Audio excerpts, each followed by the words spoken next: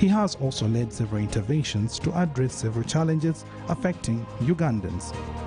As Shadow Minister for Health, Dr. Batua has been vocal, coming up with alternative policies to put government on the right track of service delivery. Captain Edward Francis Babu is seasoned in Uganda's politics. He emerged in the political scene in the 1980s, and in 1993 he was elected in the Constituent Assembly. He has previously served as State Minister for Education, State Minister for Energy, State Minister for Housing, and was Member of Parliament of Kampala Central for 2 terms. Captain Babu was also a member of the top organ of the ruling party, the National Resistance Movement, the Central Executive Committee. Ladies and gentlemen, our panel tonight.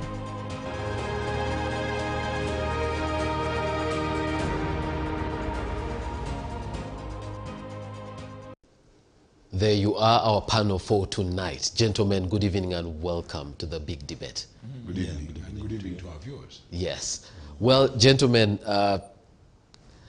our viewers have been sending, many questions about something that happened earlier today. And so even as we get into the, analyzing the president's speech, I'd like to just start with this tweet from the president and just get your quick views on it, and then, the happenings, and then we will go into our discussion for today. And I'll read the tweet. The president tweeted about 3 hours ago, "I met with Democratic Party President Norbert Mao at State House Entebbe. We signed a cooperation agreement between the NRM and the DP. I salute the DP leadership for this gesture of mature, foresighted, and constructive politics." That there is the tweet, and the occasion that has led to a lot of conversation on social media. Honorable Chiwanda, I'd like to begin with you. Is the NRM becoming, some kind of consolidation of political parties? First of all, I'm very grateful to be here for the first time. And I love the studios here. I love the setting and the quality of work that I see on the screens. Yes, I'm very happy also to meet my senior politician, my good father politically, Honorable Francis Babu, Captain, and my brother here from Jinja, Dr. Yes. One, I'm very happy that I'm seeing such things happening in the politics of Uganda. When you see cooperation amongst political players is very, very important. This is not for the first time that we see political parties cooperating to work together. First of all, it doesn't mean anything that any political party is changing its position, but it's just a cooperation of working together. We've had this as National Resistance Movement with the UPC, Uganda People's Congress. We signed the cooperation, and we've been working. Honorable Betty Among, the Minister of Gender today, he's been a minister even before, even in the last parliament. She was the Minister of Lands. She stood on UPC ticket, and even when she went back in her constituency this time, we had a candidate of the National Resistance Movement whom she defeated on the UPC card. But after when she won, we still continued with our cooperation between the UPC and the National Resistance Movement. So what Honorable Norbert Mao has done today, the DP president and the chairman of the National Resistance Movement, with the two secretary generals, because I had seen Dr. Seranda there, and Honorable Richard Todong in the presence, they signed this cooperation. And of course, I've not got the details of what actually in this cooperation agreement. But what I know in the politics is basically agreeing to work together. Norbert Mao remains DP, General Kaguta Museveni remains NRM. But wherever you've gone into such an arrangement that is give and take, basically there probably could be giving up some few things, then you also giving in, you also allowing in, you know, because even if a party like a national resistance movement, a lady like Honorable Betty Among, if she's UPC, the next day she's appointed minister, full cabinet minister. Of course, still that NRM has given out, she has given out its position, because that position probably would have been occupied by a member of the national resistance movement. Right. So when I look at this cooperation, it's a give and take. NRM has to give in some rights, then also DP has to give in. So this has been happening. Of course, there are other things like alliance. This is not an alliance. Normally, we also, even in politics, we do alliances. Normal alliances come in terms of campaigning. I can ally with Captain Babu and we say, Chwanda, since you are doing well in this constituency, we are not feeding another candidate here. Like what NUP is doing today in Ginger. They are not feeding a candidate because they thought that probably in Soroti, yes, in Soroti, probably they thought that FDC is well positioned to have a candidate there. So this cooperation now, it goes even up to that kind of level. You can even do some alliances. Like when we were standing in Omoro, I was very happy that the Democratic Party could not bring a candidate. So I think even before the actual signing, the cooperation has been there, but this time this cooperation has been made real into the know, and everyone now know that the Democratic Party is working closely with the national resistance movement. That shows maturity. It shows that we can work together even when we can be having some differences here and there. So me, I'm happy about that. All right. The Honorable Chwanda is happy about that. And since that's not our main topic for today, I won't go into the legal issues of you having, you know, a member of the opposition seated on the government side, in fact, on the front bench, and we're using, you know, the Westminster, type of democracy and the implications of that. But that's not a discussion for today. The Honorable Batua, if I could get your quick comments on that. And it's interesting that today you chose to wear a green tie, a color associated with the Democratic Party. Yes, it was, maybe it is by coincidence. However, I do believe deep in my heart that Honorable Mao, the president of DP, must have taken this decision, perhaps without consulting the supporters and the party at large. It is news that got most of us in the fraternity by surprise. And we wonder, because as the opposition, whenever we get in an election kind of process, that divide comes up, which in the long run identifies us together with our supporters. A person who supports a DP candidate has reason why he's not supported the candidate in the party that is in government. And that reason is normally carried on even throughout the coming election process. That divide exists. We can't cease to believe that that divide exists. So as the opposition, what we normally do is to build consensus in divisive issues or divisive policies whenever they arise.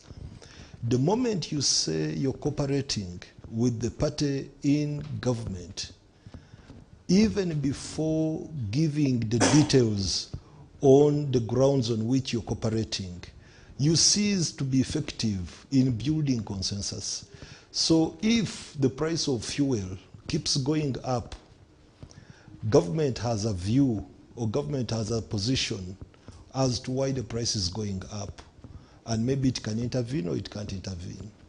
So we in the opposition, we do the bridging kind of approach.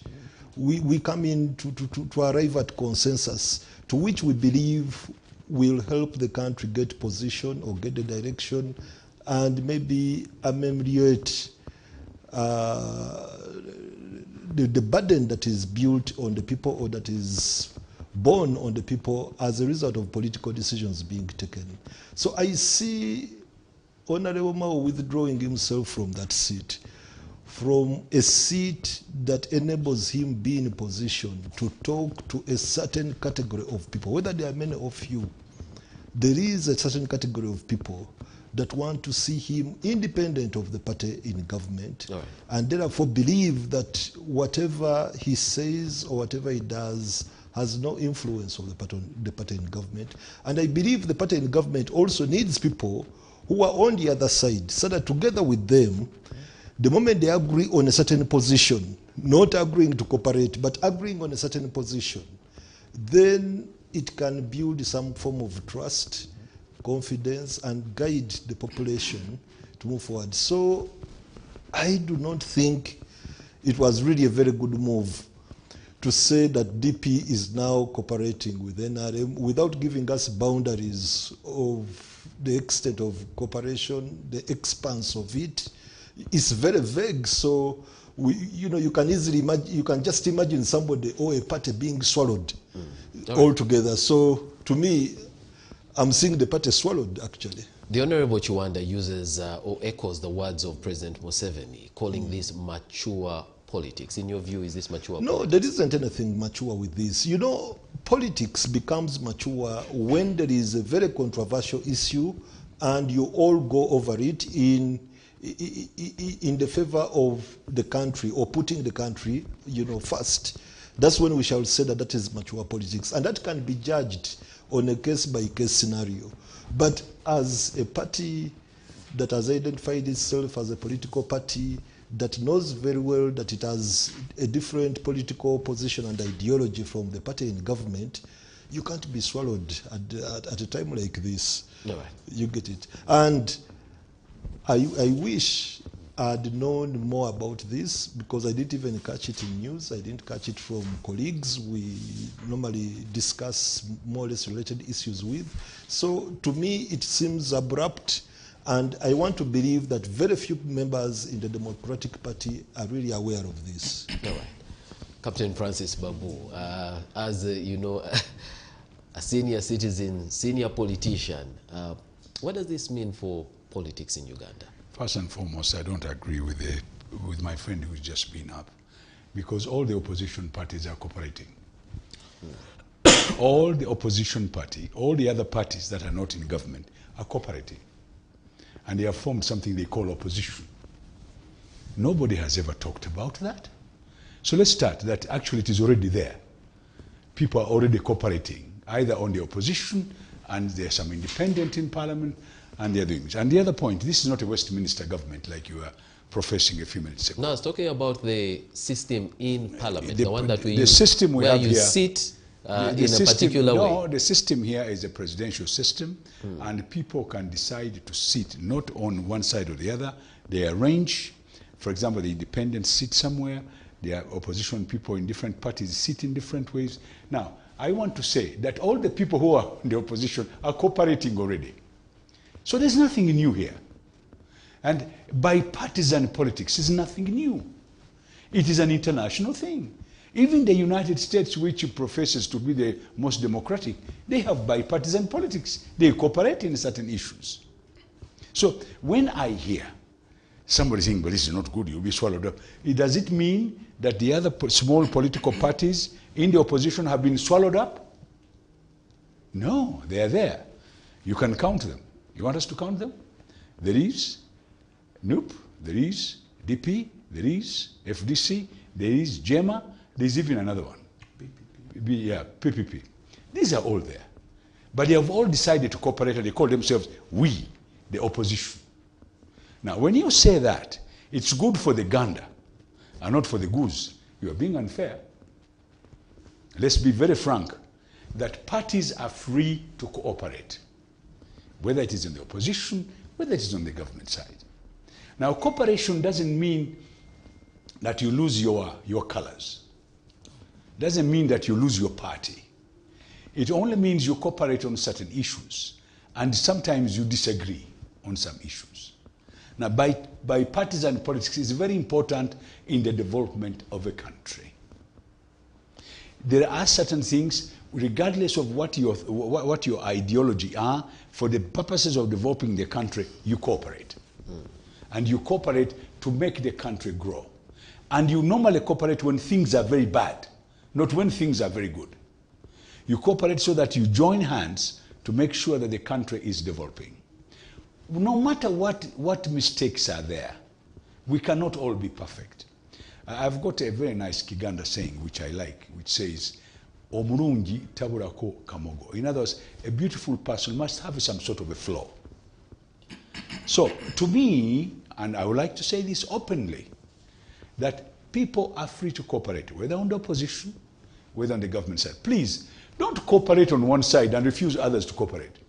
That's unfair. And when you make those statements, you actually make me feel that you're not being fair to yourself. Because people are cooperating, even one man is cooperating with somebody with 60. Has he been swallowed? No. So I want us to be a little bit more positive and be very careful. You might be underestimating what Mao did. Mao must have estimated why he's doing it. Maybe is to fall back and build his party again. DP is one of the oldest party in this country. And therefore, if I am the leader and I find that we're beginning to get a poor starting, I've got to find a way to build that party up. So maybe before we try to try and if you like put Mao in the dock, maybe we should try and find out. Maybe it is the other way around. Maybe Mao is going to swallow NRM. How do you know? So you see, I'm the kind of person who gives everybody a chance with a lot of humility. And by the way, I've been hearing a lot of pecking, fighting, cockfighting in parties. I find that rather unfortunate. We need to have a sportsmanship spirit. We need to accommodate each other. This is our country. And to develop this country, if there's any means of going bipartisan and developing it, so be it. If there is another way of doing it, so be it. If I've got a party, which I think is a bit weak, and if I join with you, I become stronger, let it be. That's my strategy. Okay. Well, looking at the details of the cooperation will definitely inform discussions further. And we promise that on CTV we will continue to cover that story as it develops, as more details come to us. And we definitely will have a time when that will be analyzed even further. Now, gentlemen, if we could go to the President's address, and I would like to start with you, Dr. Batua. Well, what are your takeaways from the President's address that just ended a few minutes ago? Yeah, well, the opinion I made after the address, I found it to be reactionary to what actually happened in Sri Lanka. The situation in Sri Lanka is hard to explain, and I do not think that there is any leader in this world, most especially in the African countries where we have presidents staying in power for so long indefinitely. I do not think that there is any head of state who could have predicted what happened in Sri Lanka. It is so unique that the situation was that the president left the presidency running. The president simply ran out of the presidency and could not even run out of the presidency within the country, but relocated outside the country and resigned. So I saw the speech about oil. I saw the speech trying to kind of like convince Ugandans to prepare for the rising prices in oil, trying to inform Ugandans that there isn't any solution that can actually intervene the current situation. So basically it was reactionary. I didn't see it addressing a challenged Ugandan, somebody who is looking at the price of fuel that is ever going up. Actually, the worry may not be with the high price, but the worry is with the price that is changing. It is 6,500 today, tomorrow 6,600, the other day 7,000. So the way the price is changing, it is what is worrying. If the price is going to stay at 6.5 for some time, or if there was some form of assurance that government has procured oil or fuel, and that for maybe a month or 2 or 3, the price will not change from what it is today, I think there will be some peace. But the way the price is changing is what's bringing worry. Now, I do not think that the president really addressed that. And I know that so many Ugandans were eager to listen to him, because as a parliamentarian, whenever I'm at the petrol station, personally, I'm also, in the same situation. I feel something should be done on the fuel, on the price of fuel. The rate at which it's going up, something should be done. It is true, the options that are available to us are really very few. But we should be seen doing something. In India, what is being done, they've gotten to a level of blending fuel with ethanol. 10% of ethanol is put in fuel to at least keep the price low, keep the price at bay. Secondly, there is something I'm really surprised with. When you look at the price of fuel, well, it is fuel business is somehow like a cartel, or I don't know, mafia business. I don't know how to represent it very well, but I'm intending to express that this is a business where people don't want to disclose the price at which they've procured it. They keep it a secret. So when you look at the Brent crude price, that could give you an indication of the price of fuel, maybe what price you would get it. We now see the Brent crude oil price coming down. As of today, it is $105 per barrel, but it has come down from 139. But in Uganda, we see the reverse. We see the pump price going up. During COVID-19, that was the time when the price got at its lowest. It was in negatives because various countries were under lockdown. Cars were not moving, motorbikes and everything. There was zero demand for fuel, yet the wells keep pumping out fuel. So ships were on water, wanting to identify somebody who can even get on credit. They rated fuel at a negative price. In Uganda, we never saw the pump price of fuel going down. We never saw that. It never went down. It never went below 3,500. It stayed there. But now when the market price, when the Brent crude oil price started going up, we now saw our price going up. Right. So now the price is coming down, ours is going up. So we want a situation whereby government participates. There are two things. Either government comes up with a statutory policy that forces people to sell at a fixed price, or government influences the price. How does it influence the price? We have a business arm, a company that does business on behalf of government, that is UNOC, the Uganda National Oil Company. Let it be given money. It procures fuel, puts it in our reserve, such that it sells fuel at a particular price that will influence other players in this business. But we are seeing, if we don't do that, then we shall see business people ripping off Ugandans. Part of what the president says is we don't want to create scarcity. No. And he rates, prices being high and scarcity as things that are completely different. And you'd rather have prices go up with a commodity, available than have it as a scarce commodity, because then that can spiral into many different things. Now, when the president was talking about scarcity, I think that concept comes in the context of Sri Lanka, where government is importing and all other players buy from the government depot.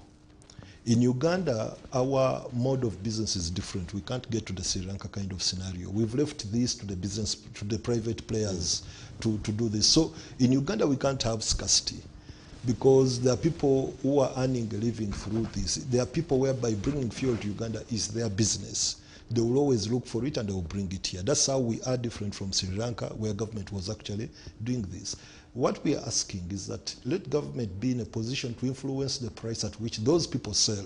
And how can government position itself to be influential? That's only through also procuring its only fuel, its fuel, and storing it in the reserves, then selling it at a determined price. That determined price will influence the price other players are selling. So scarcity won't arise. Scarcity won't arise. Okay. Honorable Chiwanda?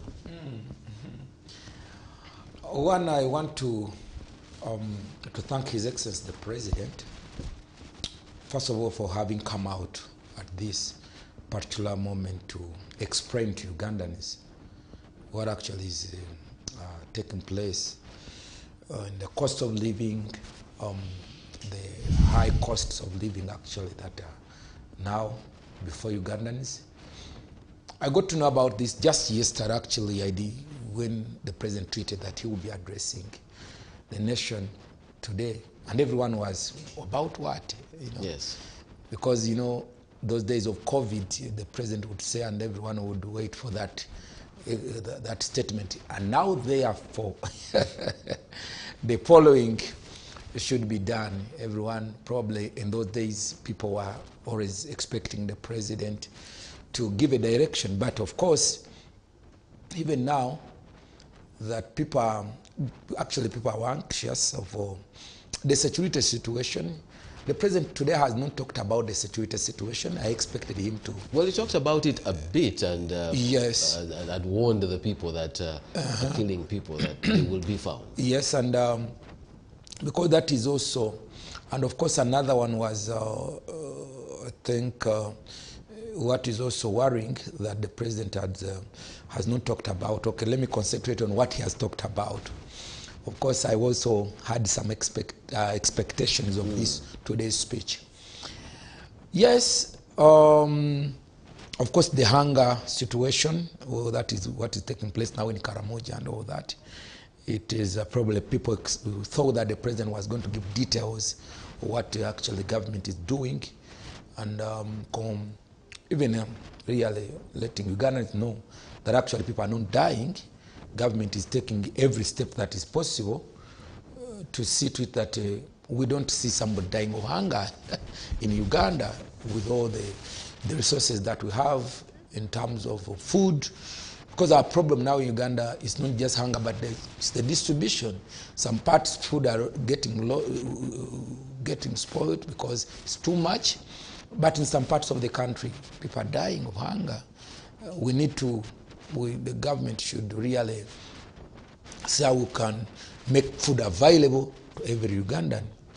But that is also a big challenge to the country, and we don't want to see such stories coming up. But when it comes to, of course, high prices, the President has emphatically put it that some of these issues are really, they are global problems.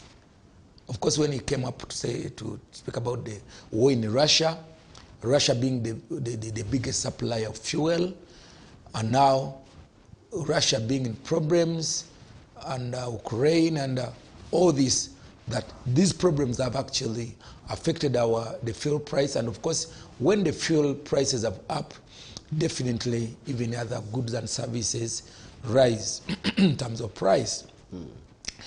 The President's solution is that we go for electric, vehicles. And he did talk about the electric bus done by Kira Motors Corporation. Yes, of course. I was very happy when he said the Uganda word that him as a Muyekera, he said that it was like if something are going this side, he cannot just wait. There must be solutions. Of course, the growing of palm oil in Kalangala, in West Nile, all these are solutions probably for the cooking oil. Then the issues with fertilizers, because fertilizers actually also very vital in the productivity chain, the production chain, because really, if we are no longer fertilized, we don't have fertilizers, actually the productivity is going to go low.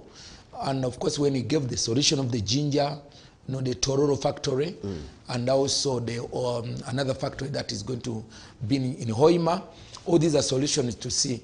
But I don't think that these ones are also in the shortest run. Right. Yes, they can't be. Of course, all that indicates, said, okay, with all this, we are faced with two options. One option is that we reduce the price, the taxes. Because now I think the liter of fuel has about 1,400 shillings, 1,400 shillings per liter in terms of taxes. Just 1,000, not just, but I mean, 1,450 per liter. But if you got the fuel pump today, a liter has gone to 6,500 shillings just on the fuel pump. Of course, when you go deep in the villages, it's higher because these fuel stations in our constituencies is actually in those bottles now they must have approaching almost 10,000 shillings per liter because they of course the cost of taking this fuel in those villages and all this. But if you even when you reduce the 1,500 shillings. 1,500 shillings from per liter now, that means a liter of fuel will be 5,000 shillings, for example, if you've reduced, if you've removed completely the taxes. Still, the cost of fuel will still be high. But of course, there's something, somebody's okay, now probably the government has responded and it has removed the tax. But the president said, yes, if we go that way, we are running a risk of not doing anything because this money, that 1,450, is already in our budget. It's already being budgeted for in terms of economic development, putting up infrastructure, roads, hospitals, and all this. And they are needed. Much as we are in this problem, but infrastructure development in Jinja, where my honorable comes from, where I come from in my central region as a central region SEC member, and these infrastructure are needed in our areas.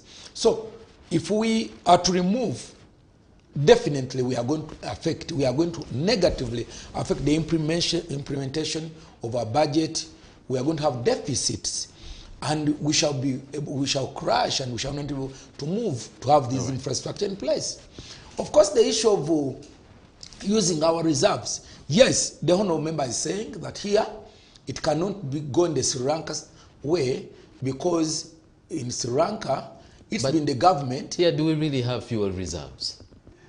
I don't think the fuel reserves. We have in Jinja and other places. They may not be. Are they stocked? No, they are not stocked, but we are advocating that they are stocked and they get stocked. But now, because now the president was saying that comes for subsidization. If now you come up saying now, probably we use some of our reserves. The reserves not in terms of fuel, yes, but the minor reserves. The reserve, because he's saying that we have now, I think about $5 trillion, about $5 billion. $5 billion.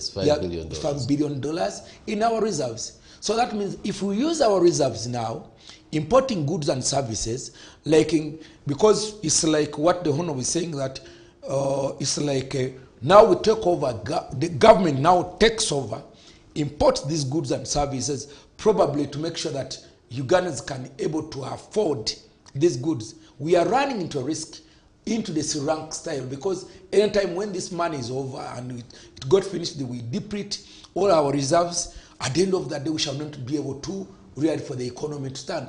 That forced the head of state of Sri Lanka to run away because he saw that he cannot now do anything. What of having those interventions in the short term as government comes up with these long-term solutions? Because like you said, these solutions by government are not short-term solutions. And therefore, what intervention does government have for the short term as, the things that government is saying are going to be done are being rolled out? In a minute, I just want to request my, to allow me clarify on that. I didn't talk of government importing fuel to serve the interests of Ugandans, but importing fuel to be sold to Ugandans, but for the purpose of influencing the price at which the private players are selling fuel. My worry is that while the price at the international market is coming down by a few dollars, the pump price in Uganda is instantly he's talking about the issues of hoarding by the fuel dealers in order to get a higher price. Because once there's scarcity, then price... that's an intervention that government can actually economics, do. Because wherever there is, you have rumors of scarcity, people tend to go to the fuel pumps, even up to today. Today, some people who are really capable, you see somebody who's been taking 20 liters, or you see somebody really now having 70 liters. Once he goes to a pump and there is fuel, you know, those who are able, you'd see people now fueling top of their tank, those who are able. And of course, that one already creates scarcity, because some people have been taking fuel really not in such big quantities, actually taking it. And of course, in economics, it's about the law of supply and demand. Okay. Yeah. Now, your question is that the short term, what are the short term measures now? You could, first of all, the president was talking about the proposed short term measures. But I was also saying that if we go into that, we are running into a bigger problem.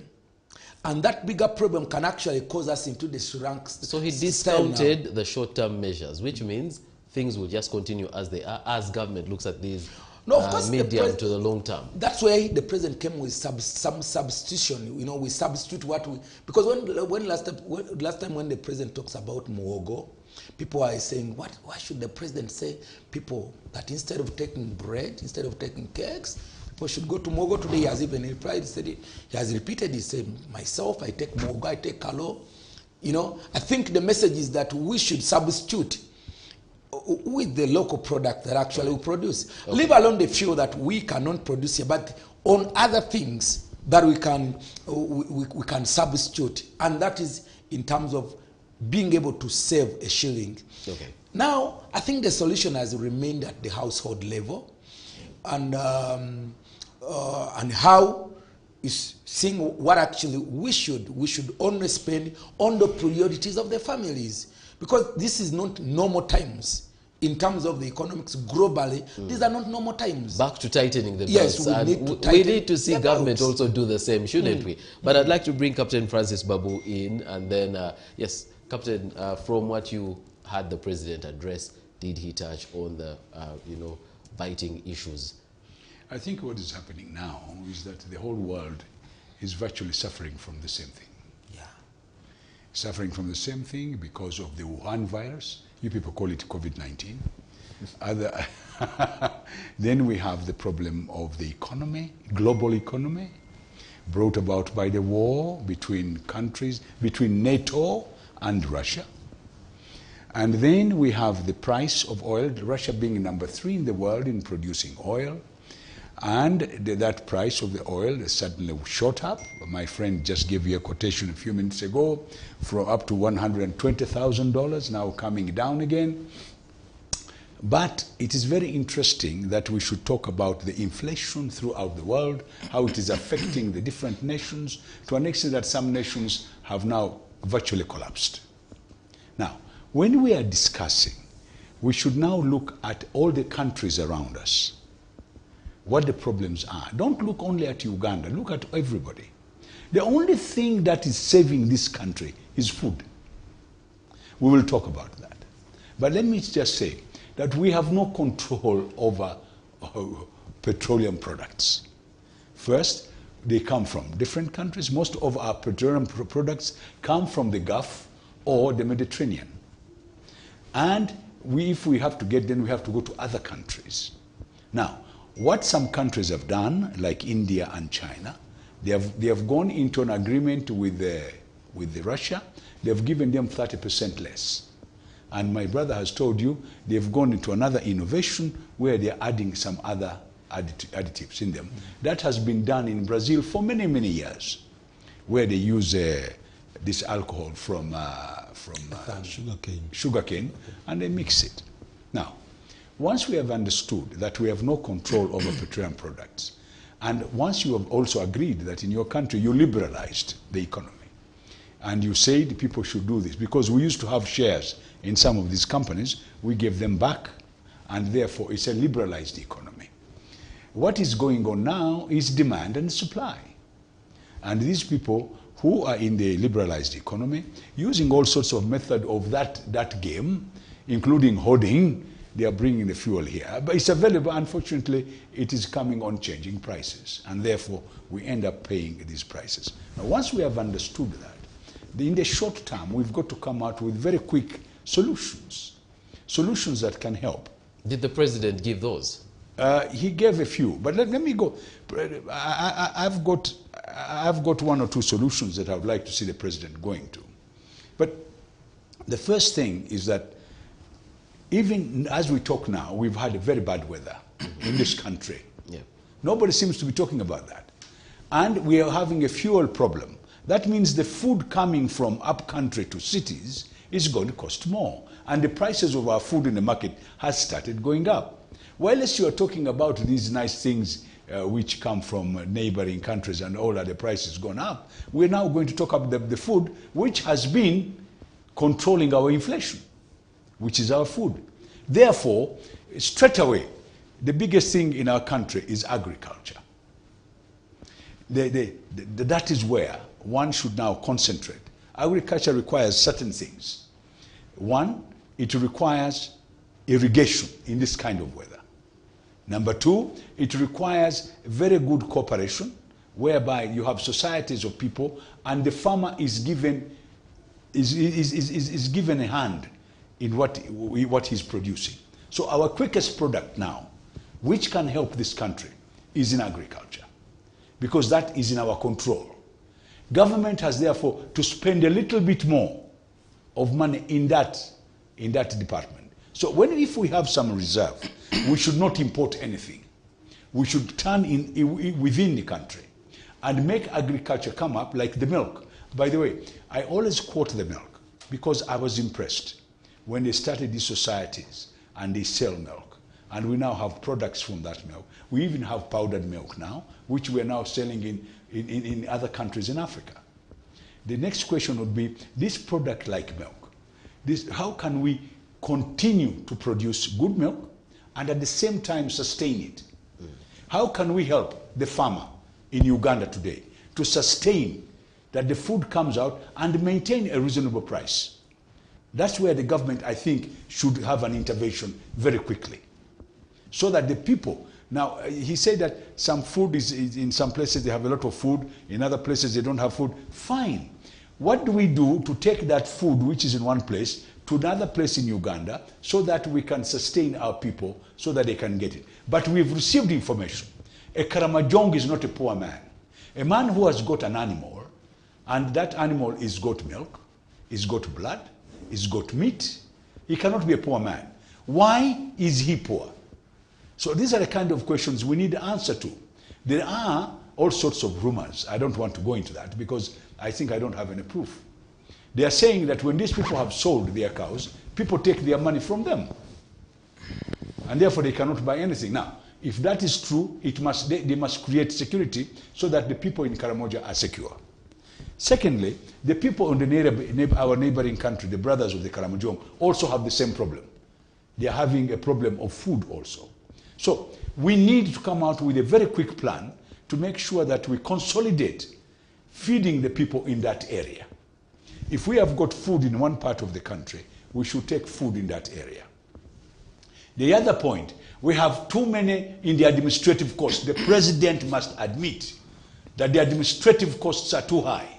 The parliament has got 500 and something people. We need a parliament of only 200 people. Now, enough is enough. The president has got advisors. Please, thank you, sir, Mr. President. They are very nice people, but we cannot afford them anymore. We should cut our cloth to our size. Well, it seems like this. I'm coming. Now that money is being called upon for the household. No, if that money comes out of that, and we put it in agriculture, and we put it in fisheries, and then we don't export too much of our stuff, like the fisheries. We also have a quota which remains in this country, so that the price is within reason. That is the short way for us to go, so that there is food in this country, so that people can live, and that can help us to mitigate the problems we are talking about. Then we can go on to the petroleum products. Now, our country can also go and negotiate. We've got Nigeria, we've got Equatorial Guinea, we've got Angola, we've got part of Congo, where they have got oil, we've got Ghana. Now, all these people who are producing oil in Africa, how can we, using the African, we now have a trade agreement of Africa, how can they help other Africans?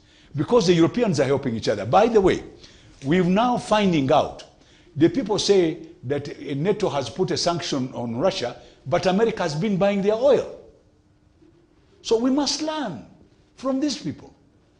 You know, they keep telling you they don't like each other. They are trading in the background. How much money is being made? All right? Now, whilst the inflation is in America and in the NATO countries, the one of Russia is going down because they are selling all their products. They told us that, Ukraine sells wheat, but Russia sells 8 times the wheat of Ukraine. Now, we must learn how these people operate. Africans must get off their seats and learn how these people do their businesses. And when you talk about hoarding, they know our weakness. They play with us. And the people who can stand against them are not given the opportunity. So we end up with people who when they are negotiating with these people. I was happy when the president brought out the coffee. You know, he was showing us the different bags of coffee. I mean, that shows you that these guys have been playing on our minds for many, many years. So the most important thing now, we must have a short-term plan, a medium-term plan, and a long-term plan. And our economists must get out of Western theories and get to our problems here. All right, we should get to economics that works, isn't it? Yes. Well, very, very briefly on some of the solutions, because yes,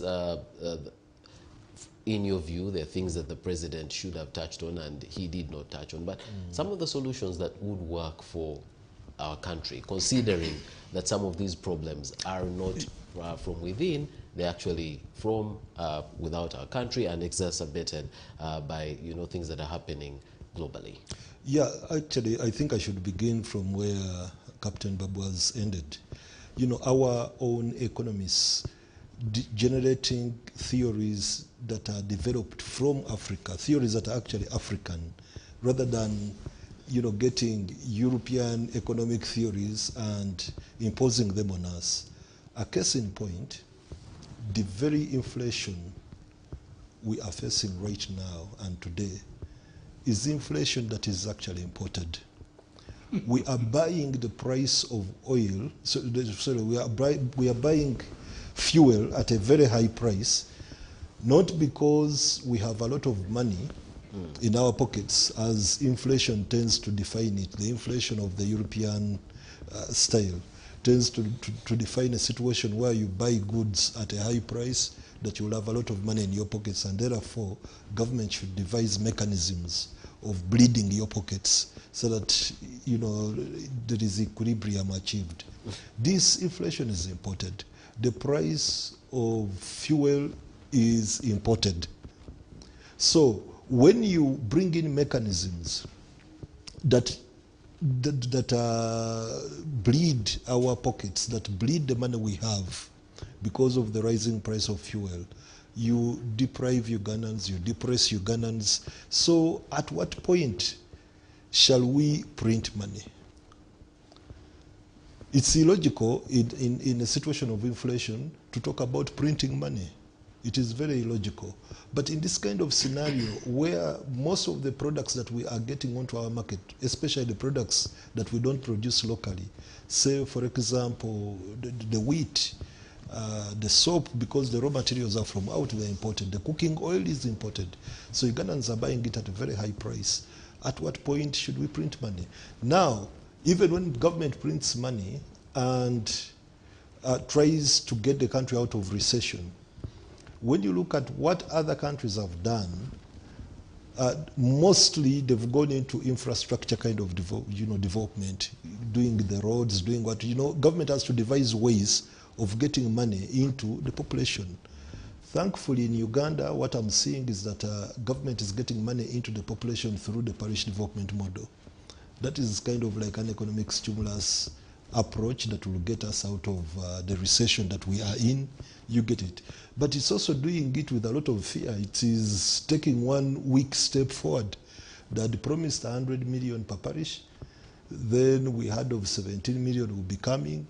Eventually 7 million, 7.5 in some parishes was sent. So even if we are to make progress out of recession, it will be very weak progress.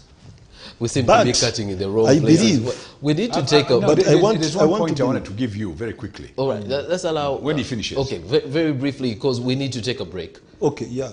So I want us to really promote productivity within Ugandans, but let us identify areas where Ugandans have a niche.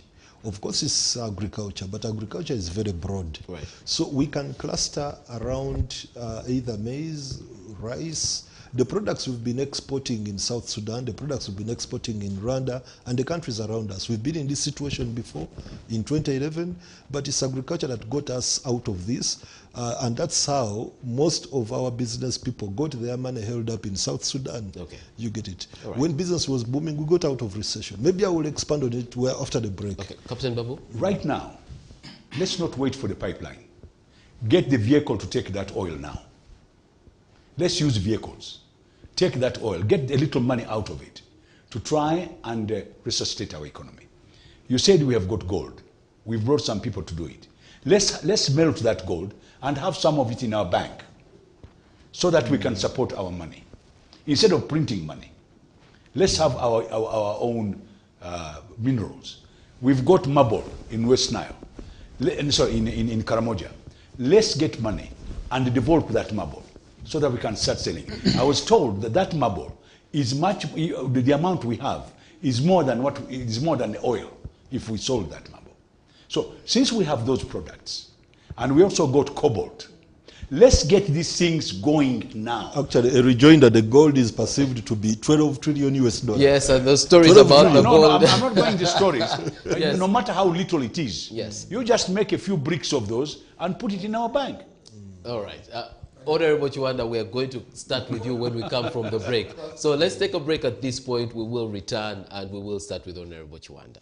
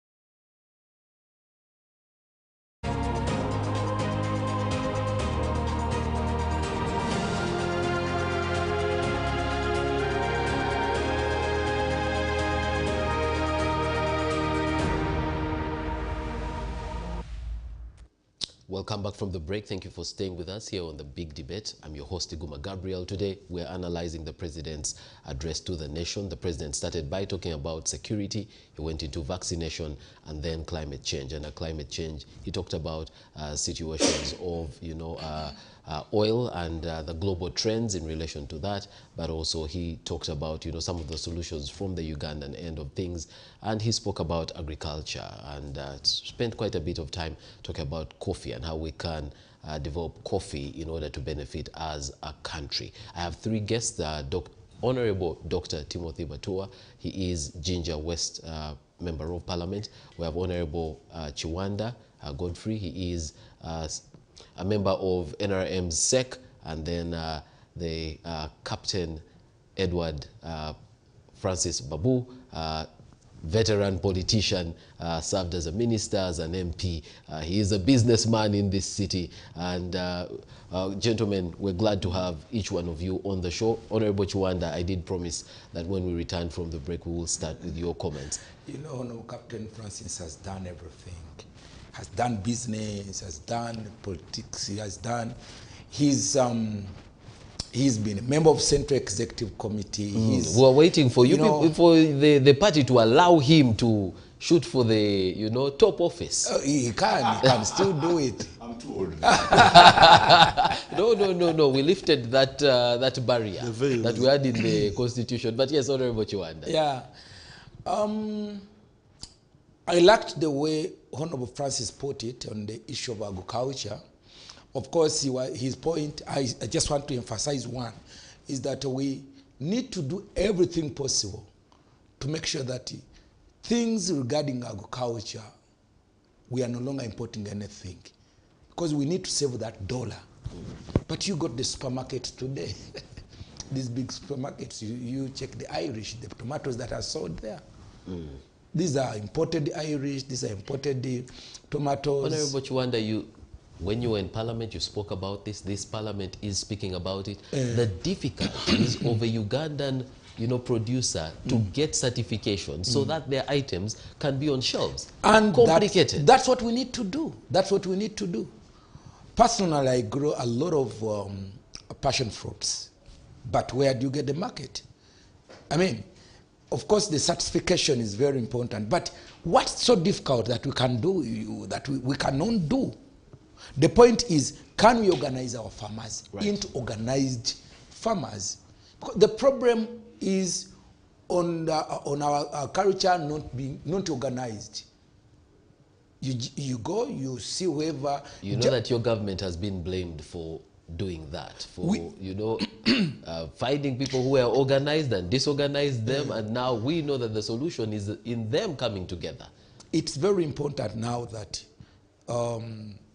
because with these global trends now, we must concentrate where we do best.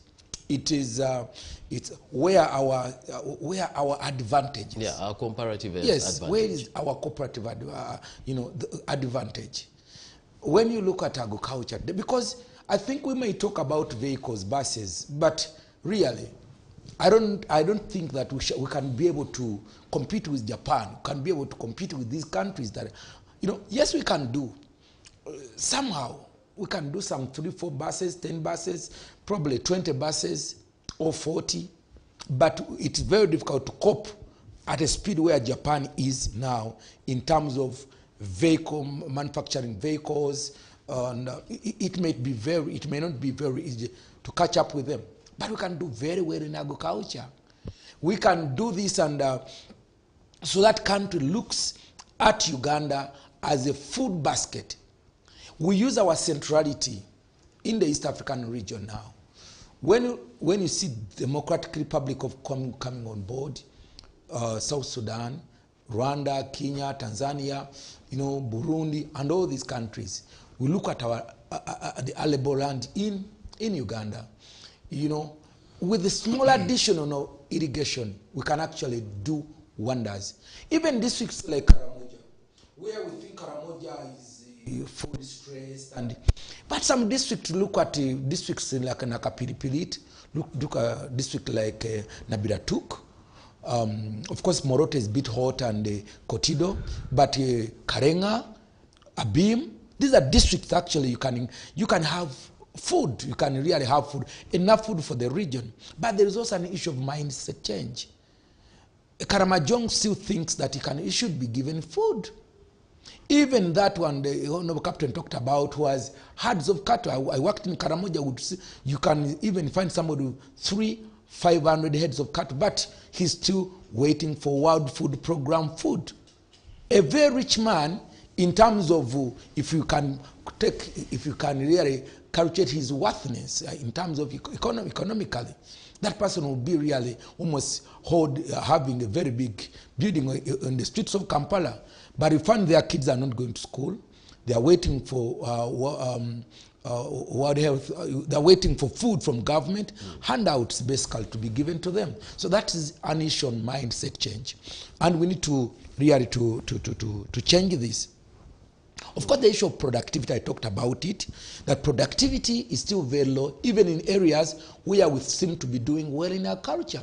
People are still having 5 bags, that is 300 kilograms out of an acre of maize. 500 bags, 500 kilograms, that's half a ton of maize in an acre. The productivity is still very low because we need to increase the productivity in areas where we are doing well, where the weather is somehow favorable. So key things for that. Inputs, extension services, irrigation, and then eventually the market. And even the mind. Yes. Yes. Is the government focusing on those things? Because, for example, when you say parish development model, are these things available so that when they do get the money, they can kick off? First of all, the intention of parish development model, I don't think it's going to bring a lot of commercial agriculture. Because with parish development model, yesterday I was talking to Honorable Rafael Majezi, telling me that they're targeting 1 million shillings. Of course, we are targeting 3.5 million families, households, who are below the poverty line, who are actually producing for the stomach. 3.5 million families. In subsistence, you have to bring them into the money economy. And the plan is that you give 1 million shillings to Chiwanda's family, Chiwanda who has never had money at all, and you think Chiwanda is going to begin with 1 million shillings to grow coffee, or to actually to enter into the money economy. At a time when, he has never struggling for money, for all kinds of things. Because this person will bring a proposal that I'm going to grow coffee. I'm going to do, and I don't think this person would definitely put this man to coffee when actually he doesn't even have food. He's holding money because this person. So, Honorable Chiwanda, then what should be done? What should be done now? We need really to empower some people actually who have done something into these parishes. At some time back, we introduced a fund which is PCA. It's under, I think, everywhere is Parish Community Association, something like that. We actually put 30 million shillings per parish. Some of the parishes, like the constituents I used to represent, I took 30 million shillings per parish to 6 parishes. Actually, when I check on those parishes today, the man has got almost 90 million. Because somebody comes with a proposal, is going to do something, and he's empowered.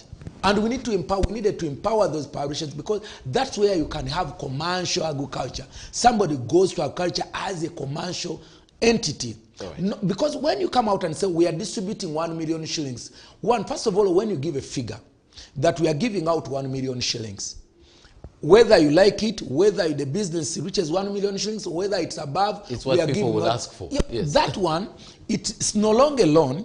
It's no longer because it's like a distribution of money. We are targeting 100 million shillings this year.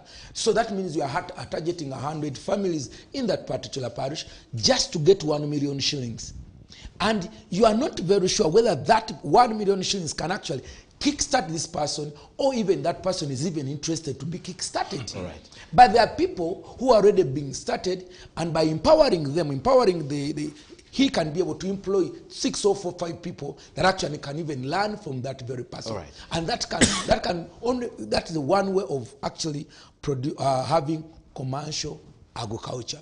Now, food.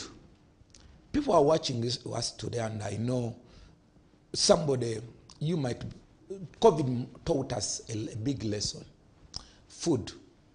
There was a time where we had no flights, we had nothing. But actually what saved us, that we had food. I want to call upon Ugandans that as we think about alternatives, whether there is fuel, of course we need fuel, we don't have control over it. Honorable Francis has proposed that we can use vehicles. It's so costly. It is very costly. I was a member of the Natural Resources Committee in Parliament. We thought about this. Without a pipe, it's very difficult. The cost of having that fuel transported on the road, first of all, the roads are going to be spoiled. Yes. And the cost itself, it will be too high.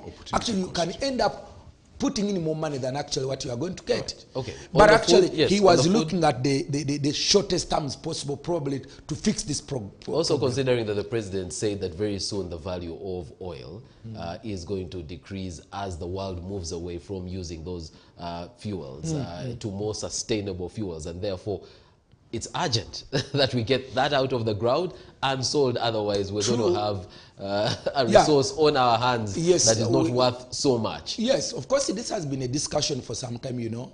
Remember, even we were even thinking about not having a refinery here.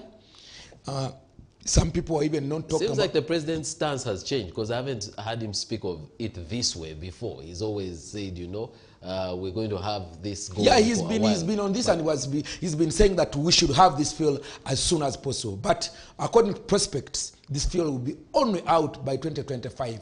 We don't expect this fuel, not even in the next 2 years. Oh, all right. Captain Francis. Just very quickly to recap.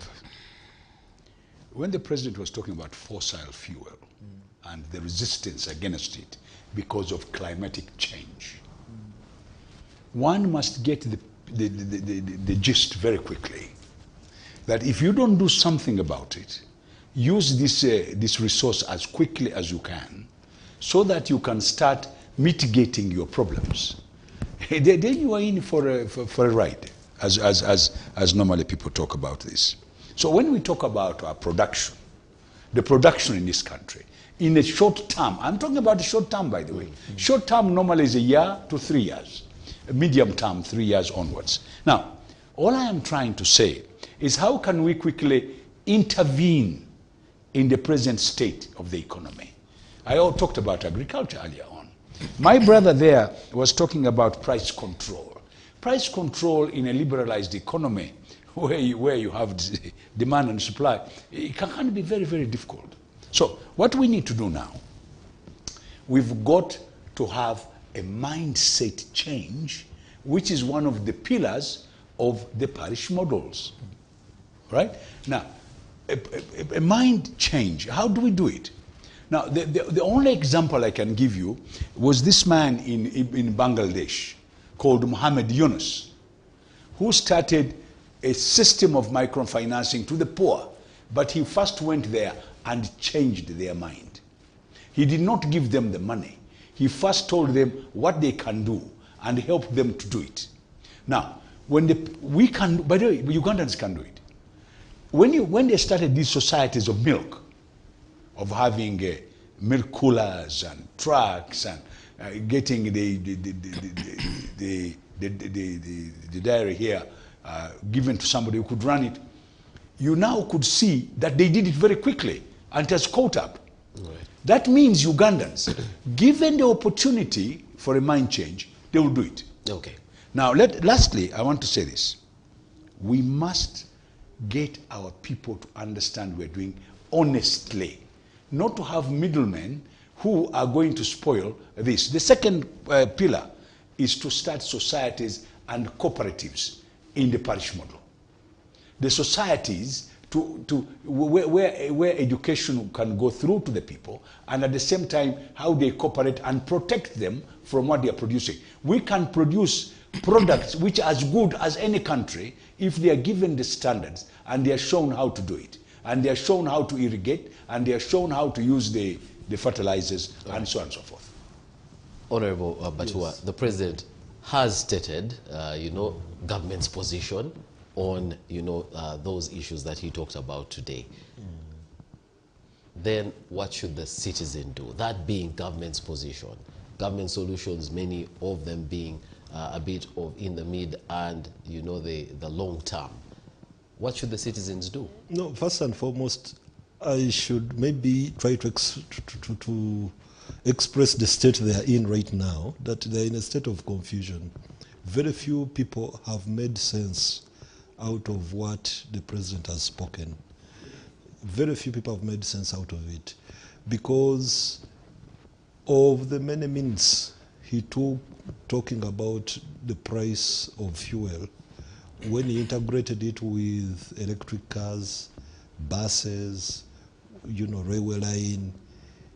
I think it didn't make sense in terms of giving somebody direction on how the country is going to move forward. Neither did it make sense at the time of the budget speech when the president was addressing the issue of the high price of soap and oil, being that the products from oil actually make soap, when he came up with a discussion around sunflower oil. There are things that have been spoken technically, or things that are very, you know, statements that are really very good to listen to, statements that are appealing, but do not make logic in the Ugandan perspective, I should say. Some words are very difficult to say, but I have to say the situation the way it is. That really, yes, I do not think that people have got a direction from the president's speech. I do not believe that Ugandans have a direction. I do not think that Ugandans have been guided. I do not think that Ugandans have one solution that they are looking at as a way that is going to get us out of this solution. All I see is that he has shared his mind. He has informed Ugandans that he is aware of the rising prices and that he has little that he can do, that the problem is international, it's everywhere, spread everywhere. So all I can say is that maybe we can give more advice to people who are in positions of taking decisions, you know, most especially the president. Like I said, what can be done immediately with the fuel price?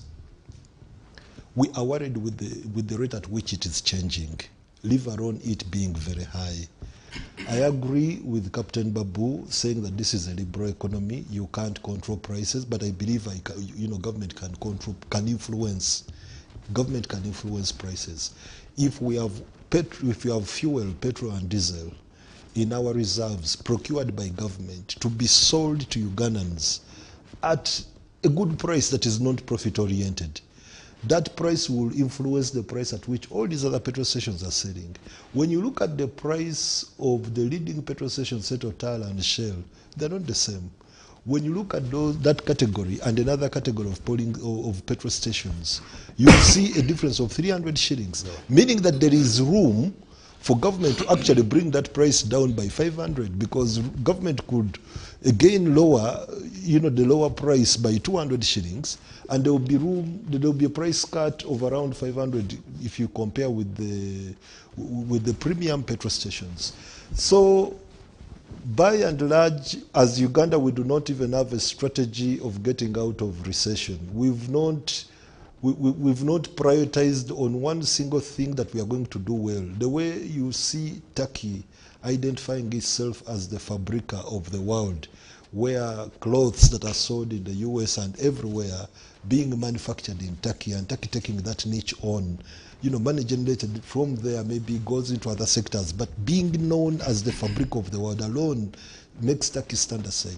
When you get to coffee, countries like Italy taking a niche out of coffee, you get it. So I thought that maybe Uganda somehow we would also identify a path that we can take. In Africa, if you're to look at all the countries that have made it in Africa, look at Angola, Nigeria, South Africa.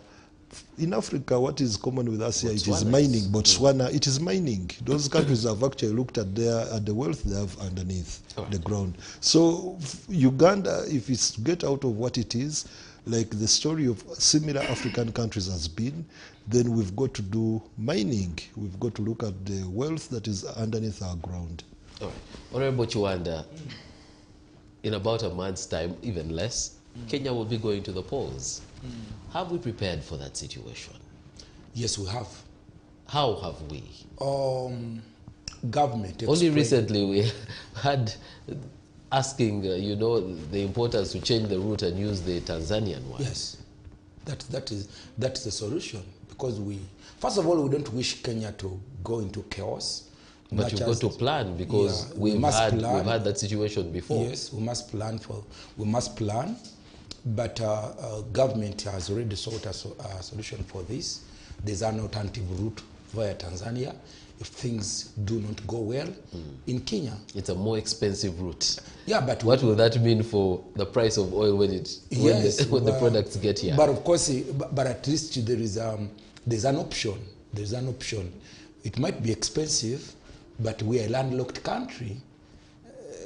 I don't think we could have had a better solution. But we pray that actually the Kenyan politics, the polls actually they go on well, and we don't wish them to go into a chaos. But I just want something to chip in by Honorable Doctor here when he came up with. We need an explanation, by the way, even before the fuel prices escalated. What explanation would one give? I always been asked by the locals, even my driver, he used to ask me, but Honorable, how comes you go to a fuel petrol station? One, even before the fuel prices went to 6,000, you'd go to one petrol station, sells fuel at 3,500 shillings per litre, another one sells at 2,900, a difference of 600 shillings. Certain times they are across the road from each other. Yes, so, we need that explanation. Of course, some people were saying that some fuel, the quality is better, but still you even find fuel of the same brand. You find Total at some petrol station is higher than Total on another petrol station. The explanation should be given to Ugandans. Actually, wonderful information. There isn't anything to do with the quality. This fuel arrives at Mombasa in the same vessel. Well, many people do not know that. It is pumped in the same pipe up to Eldoret or wherever, and these people pick it from there. The same fuel. Then there are certain things that some stations will add in order to make the fuel maybe what finer, that enables us that will see, change it, but it all comes from the same place. What that enables us see, or what it should enable us see, is that there is room to actually bring down the price of fuel by around 500 or 600. Yes. Gentlemen, we are out of time. Yes, but why would you find a queue, people lining up for fuel at one petrol station, and actually there's fuel on another petrol station, and people are not going on the other petrol station even when the price is low? And why do you allow people to do? Because we would hear adverts, even here on TV, you would hear adverts of certain companies, talking about their fuel being heavier than other petrol stations. And really, if that is creating ignorance among the consumers, and you allow that to do that, I don't think that's also right. We need to do better than Today, one Ugandan was joking that it turns out that we were all able to afford V-Power because we're buying fuel higher than that now. Gentlemen, we need to give our parting shots. One thing the president did not talk about is our debt. Yes. One of the biggest problem is crumbling most of the African countries, and they have already produced some of them. Some of them have got debts which are more than 100% GDP.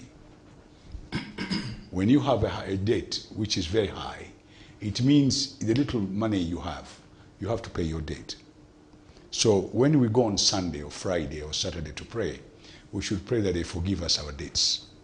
Now, that is one way to go. Another one is that you must... The Ugandans will say, as the government also forgives us the debts that we owe them. URA is writing to us every day. So I was coming to say very quickly, when I said we should take oil now, I was not joking. We don't have to take it by road only. We've got water transport here. We've got trains in Tanzania. We've got trains in Kenya. We can take this oil. All I am saying, please, we need to use all our innovation to make sure that we get some money, so that we can be able to run our countries. And we should stop these economists, these nice economists from Oxford, Harvard, and World Bank, Can we get Ugandan economists? All right. Thank you very much. That's your parting shot. Excellent. Thank you very much, Captain Francis Babu. Honorable Abatua. Yeah, mine is really to the executive, to government, that they should get back to the drawing board and come up with a very convincing plan that, number one, is going to get Uganda out of the recession, because we're in recession.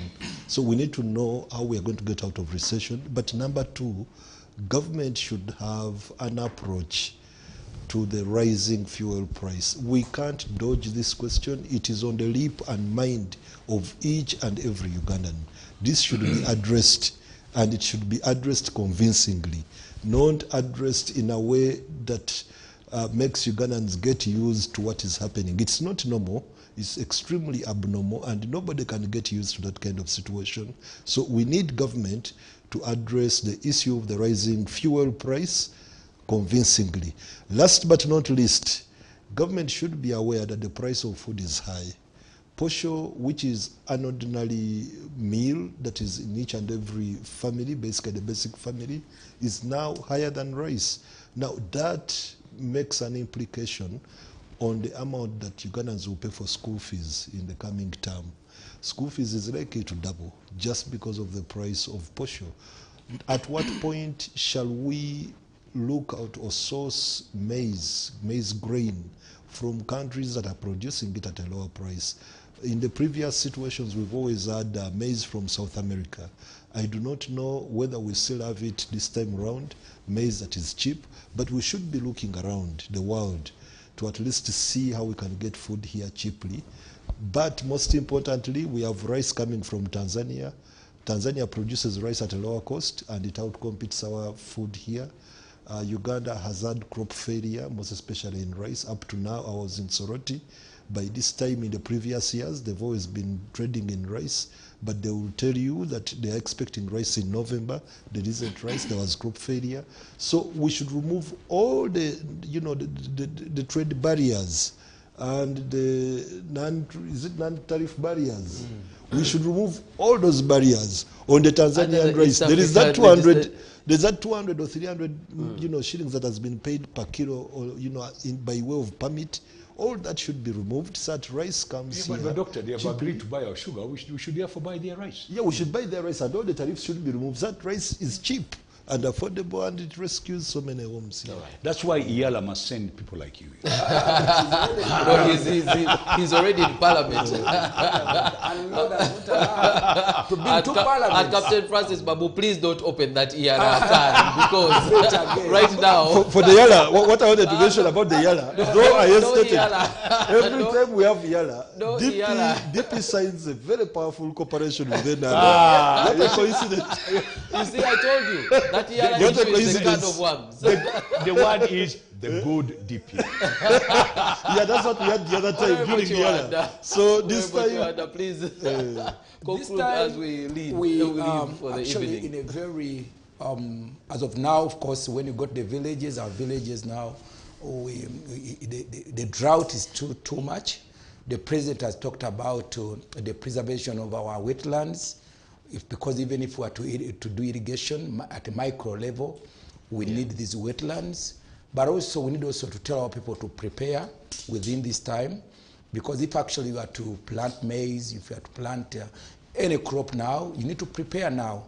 You actually have only 30 days, because by August 15th now we'll be down now planting the seeds. Now that we've seen this, we've seen the prices of fuel, and as the Honorable Captain has said, we don't have some of these products, we don't have a control over them, but at least on agriculture we have a control.